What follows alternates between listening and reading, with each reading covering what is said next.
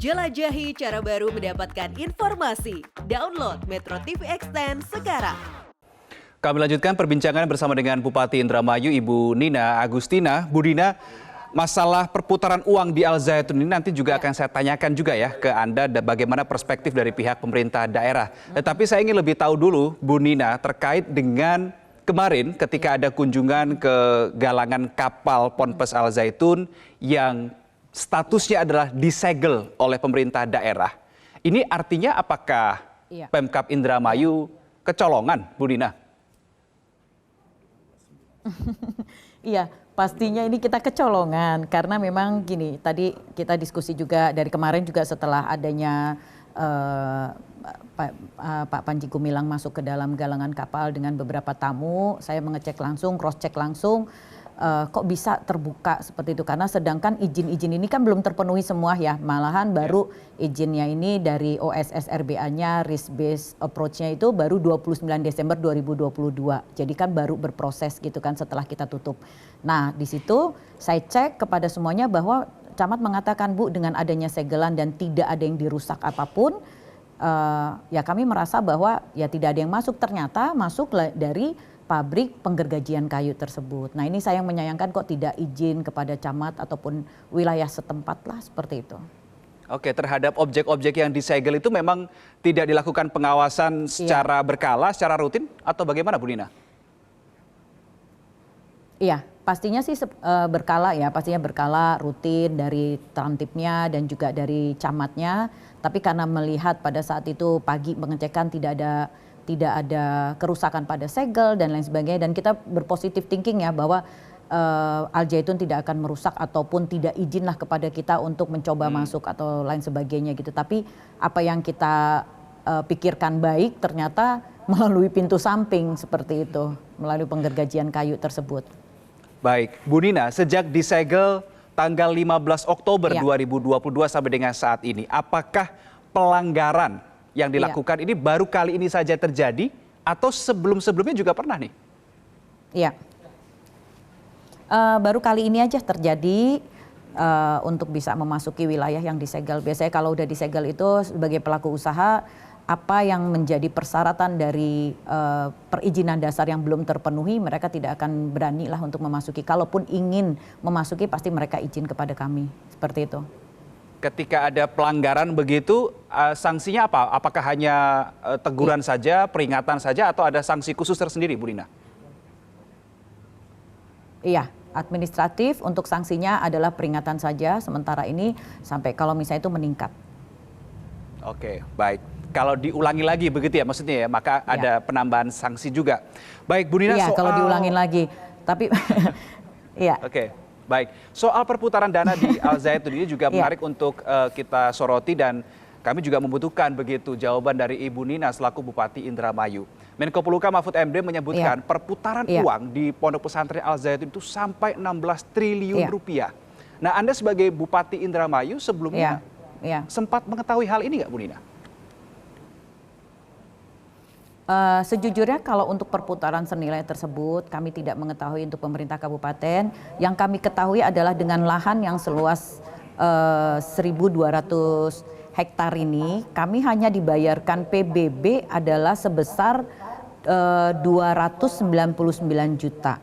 Dan saat ini di tahun 2023 dihitung itu hanya sekitar kurang lebih lah 400 jutaan. Ya, dan di sini pas kami pengecekan kepemilikan atau sertifikat dari lahan-lahan itu kebanyakan atas nama Yayasan Al Zaitun ataupun Pak PG, dan juga banyak nama lainnya. Ini yang butuh waktu dan proses. Butuh waktu dan proses untuk apa, Bu Nina? Ya, untuk pengecekan semuanya, karena untuk pembayaran juga untuk PBB ini kami harus mengecek ulang juga. Karena yang didaftarkan dan lain sebagainya ini tidak sesuai. Seperti itu. Apa aja yang harus dicek lebih detail lagi? Apa aja yang tidak sesuai, Bu Nina? Mungkin bisa diperdalam lagi informasinya? Yang pertama adalah kepemilikan. Iya, yang pertama adalah tentang kepemilikan lahan. Karena kalau udah memakai nama yayasan kan ada satu undang-undang yayasan, ya kan? Dan di sini apakah ini jadi milik pribadi? Seperti itu untuk PBB-nya. Dan ini kami cek semuanya, termasuk untuk pembayaran listrik apakah sendiri atau mungkin memakai genset ya, atau PLN-nya seperti itu. Dan ini dengan kejadian adanya viral Pondok Pesantren Al Zaitun, kami semuanya pemerintah kabupaten juga bekerja keras untuk pengecekan aset-aset yang ada di wilayah Al Zaitun, termasuk kepemilikan secara pribadi atau kepemilikan atas nama orang lain, tapi diakui oleh sebagai lahannya Al Zaitun itu seperti apa. Karena banyak yang belum terdaftarkan. Pengecekan aset-aset secara di lahan seluas 1.200 hektar ini sedang berjalan, Bu Nina?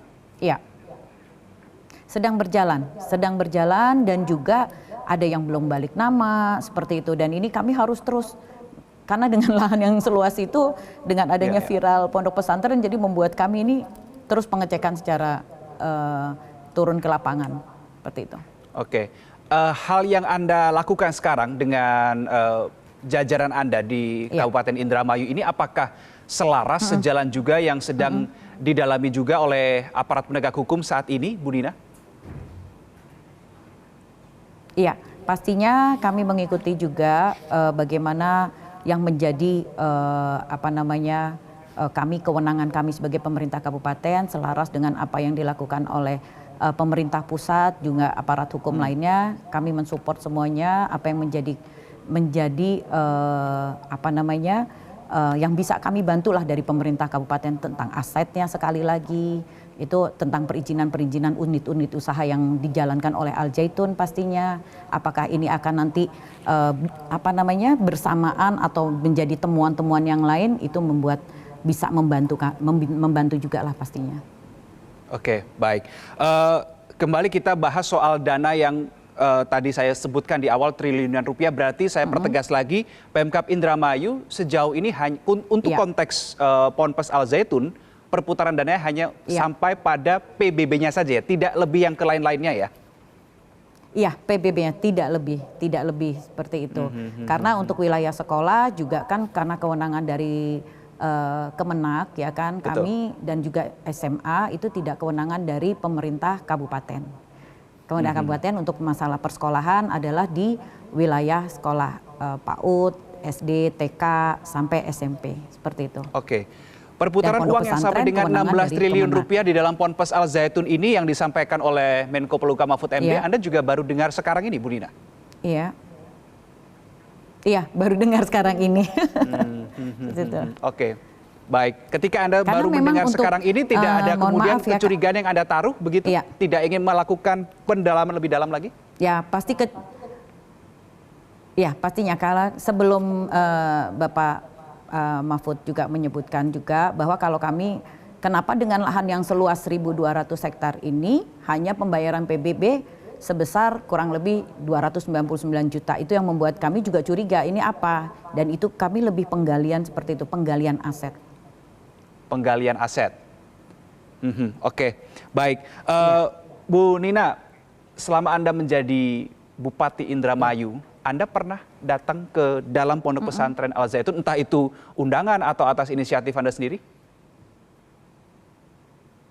Ya, sejujurnya pada saat pilkada, saya diundang oleh Al Zaitun untuk datang ke Al Zaitun, dan di situ kami hanya karena belum menjadi kepala daerah, mungkin perkenalan diundang ya kan ya.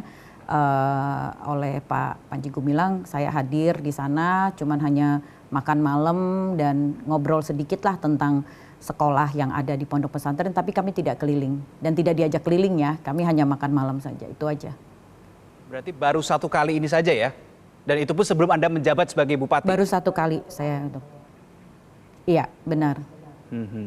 Oke, baik. Setelah Anda menjadi bupati, Anda pernah tidak mendapat masukan, insight, laporan dari masyarakat bahwa ada sesuatu yang janggal mungkin, ada yang aneh mungkin di dalam Pondok Pesantren Al Zaitun ini? Iya, malahan sebelum saya menjabat memang ada masukan dari masyarakat, ada beberapa lahan, kepemilikan lahan yang belum terselesaikan seperti itu, tapi karena sayanya juga belum menjabat menjadi kepala daerah ya, nanti setelah jadi kepala daerah lah coba saya cek, saya bilang gitu kan. Jadi banyak laporan-laporan yang belum terselesaikan lah untuk kepemilikan lahan tersebut ya, mungkin salah satunya aset-aset ini yang akan kita cek kembali seperti itu. Oke, baik. Bu Nina, terakhir karena ini juga waktu kita juga terbatas, saya juga ingin mendapat mendapat pandangan dari Anda sebagai Bupati Indramayu di tengah segala kontroversinya saat ini di Pondok Pesantren Al Zaitun. Apa jaminan atau garansi yang bisa Anda berikan kepada masyarakat Indramayu secara umum bahwa di tengah kontroversi ini Indramayu tetap akan kondusif saja? Apa jaminan yang bisa Anda berikan? Iya. Alhamdulillah dengan jajaran Forkopimda kami semuanya memberikan jaminan kepada masyarakat dan juga kami minta kepada Bapak Panji Gumilang untuk sama-sama menjaga kondusivitas yang ada di Indramayu, kepada juga masyarakat Indramayu, yuk sama-sama kita menjaga juga, karena bagaimanapun salah satu konflik yang ada di Al Zaitun ini kita sudah serahkan kepada kewenangan pusat ataupun kemenang kita, bahwa apapun yang atau MUI kita, dan itu semuanya pastinya sudah berproses. Karena bagaimanapun jika terdapat, ya mohon maaf, tidak menjaga kondusivitas, ya itu akan mengganggu segala hal yang ada di Indramayu. Oke, baik. Terima kasih Bupati Indramayu Ibu Nina Agustina sudah bergabung bersama kami di Prime Time News malam hari ini. Selamat malam Ibu Nina. Cara mudah mendapatkan informasi dengan satu sentuhan jari. Download Metro TV Extend.